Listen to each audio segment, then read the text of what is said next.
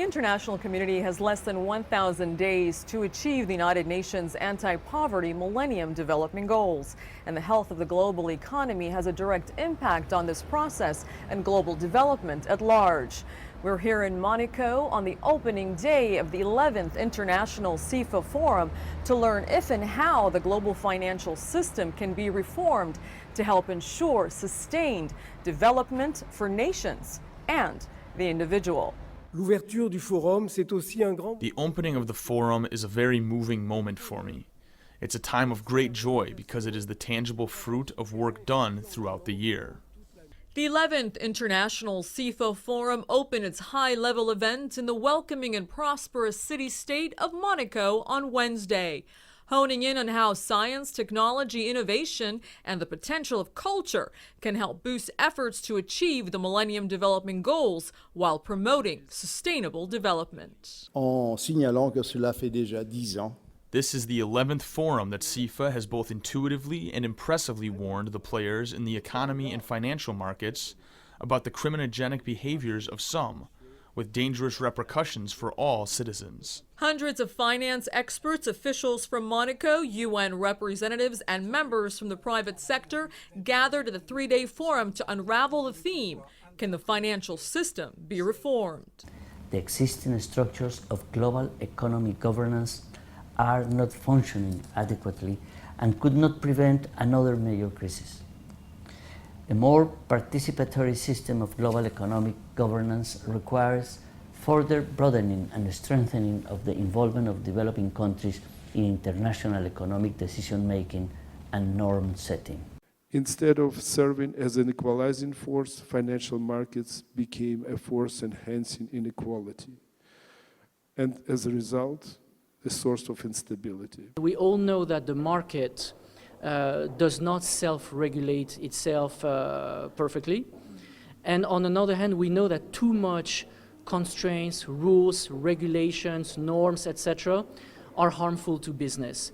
The whole of the world is doing badly, and if we continue in this scheme, we will all end nowhere. That is why I wanted to congratulate you, because you have dared. You dare to suggest alternative solutions.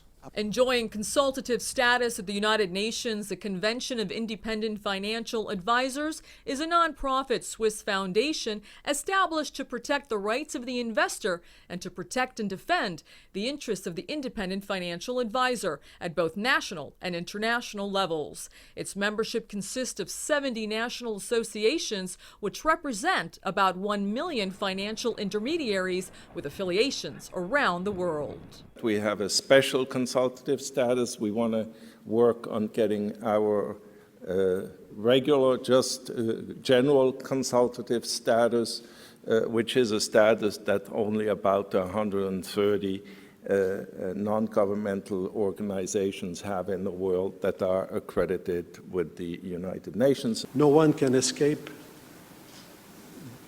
the existence of human rights, and it's very interesting to know that in your own charter at the CIFA, Article 10 spells out that its vocation is to accomplish investments within the scope and the parameters of human rights. Having a sound economy with a GDP of 4 billion euros and no deficit, Monaco's finance minister noted enormous progress in the last 2 years, making the host nation of Monaco an example of what healthy public finance and good citizen-centric government measures can do. Donc cette place financière. The financial sector here in Monaco is very healthy, very dynamic. It's very well supervised. It's a financial sector that had evolved very considerably over the last 12 or 15 years. For several decades now in Monaco, we have had legislation which regulates financial activities. Opening day wrapped it all up by putting the economic and financial crises, business, and spirituality together in search for meaning and what's behind it all. Le problème a été, à mon sens, ce n'est pas une crise financière. The problem was not a financial one. It was a moral crisis and an intellectual one. People don't have access to real information, and therefore the reality is misrepresented. It's a moral crisis which led to a financial one. It did because people want to make too much profit too fast, earn quickly, which sparked a financial crisis.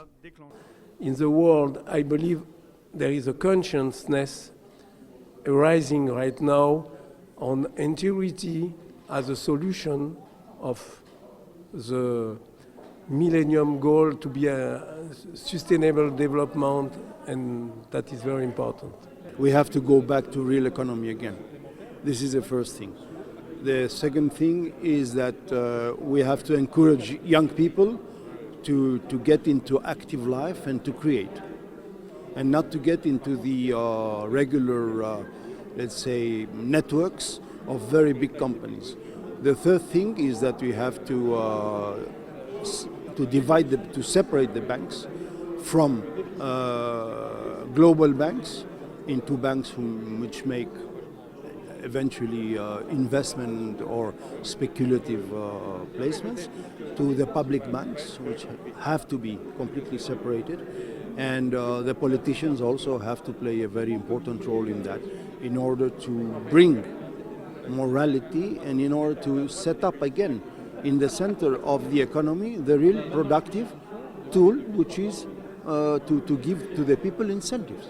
We'll be back tomorrow on day 2 with special coverage of the 11th International CIFA Forum to hone in on issues and developments affecting the global economy and the world of finance. For South News, I'm Afaf Kanja reporting from Monaco.